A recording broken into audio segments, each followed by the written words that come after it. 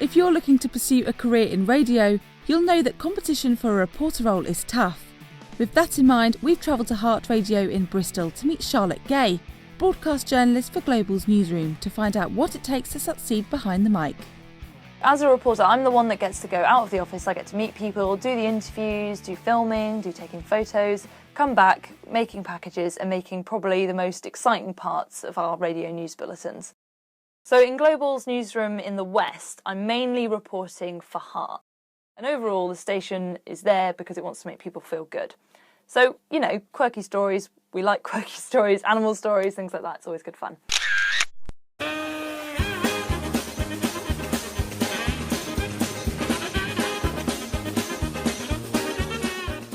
The best part of my job, it is literally going and meeting people, because it's a sort of variety where I can go from interviewing ministers to pop bands to local heroes or families who've maybe done something really inspiring. And I think it's meeting those people in particular that it makes the job really exciting. It's nice to actually go out and meet people who listen to Heart.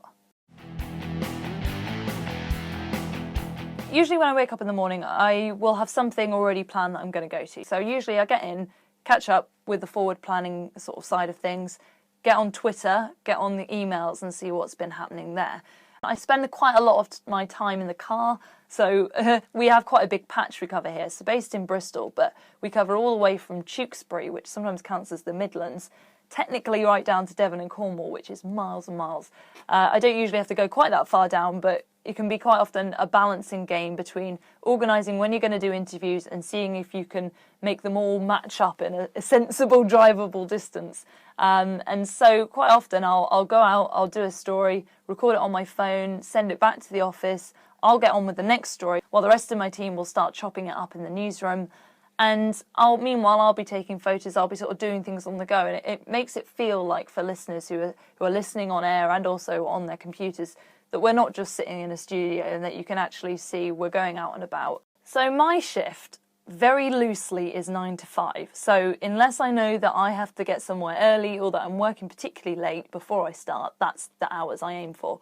But it doesn't work like that. And to be honest, as the reporter, I'm probably the person who does one of the longest hours, because I could come in on a normal day and something at 4 o'clock huge happens. For instance, in Bath last year, there was a tragic case where a lorry crashed down a hill near a school and on the school run, and lots of people died. And it all happened, you know, towards the end of my working day. So that doesn't mean that I go, oh, it's 5 o'clock, I now go home. That means I go to Bath, I go and do this story. So the main thing I need every day to use is this, my phone. So it has everything I need to record an interview. We've recently developed our own app within the company called Global Connect. So that means that we can do pre-recorded interviews, we can do lives if need be. We also can send it out to all our local MPs and people of importance like that who might have a comment on a story, or they have something they want to tell us. They just record it into their phone and it whizzes it straight over to our computer systems here. Also, obviously, everybody has a camera on their phone, so you do videos, you do photos. So social media as a whole is really important. We focus a lot on Twitter. You might start with a tweet breaking some news, then you follow it up with more information, more pictures, videos, and then linking people back to the website or however to listen live to the news bulletins. It's a really great way of gathering news. You might have someone who tweets you to get in touch because they know you're one of their local stations, they want to speak to you, or quite often someone might say something and they don't even necessarily know that journalists are out on Twitter and that we would like to speak to them about something they're commenting on. I find stories, it's a mix between, say, getting emails, getting press releases, things like that, finding things on Twitter, and sometimes it might be just a bit more of a hearsay thing. Like, for instance, it doesn't sound hugely important out of context, but we had an email the other day saying that 2 rival bus companies are now doing the exact same route. One of them's doing it a lot cheaper than the other. And, you know, catching the bus in a busy city like Bristol, there are things like that people care about. So you will sometimes get people who will contact us about specific little issues that you might not have noticed unless someone got hold of you. So sometimes when I go out on a story, the main priority is to make sure that what goes on the radio is the best thing that you can get. But we have to get video for Twitter, pictures and different things. So sometimes, I don't know, for instance, say there was a massive fire or something visual like that. you're kind of torn sometimes between whether you get your phone out to record something for an interview or whether you get out to film. So sometimes you've got to think on your feet and think, okay, is this something that I need to get more of a visual on? Is this something that's only going to be around for a few minutes? You kind of have to learn how to prioritise with what you're doing. And sometimes you have to think on your feet and think, okay, I can take the audio from this video and then that can become part of maybe a news package or something for the bulletins. You have to be sociable as a reporter because you want people to tell you stuff that they're not maybe going to tell the other reporters, or you want them to open up or give you just that little bit more detail about how they felt when they had this happen to them, when they met so-and-so. You want that little bit of extra detail that someone will give you when you're nice to them and they like you, and hopefully when you smile and things.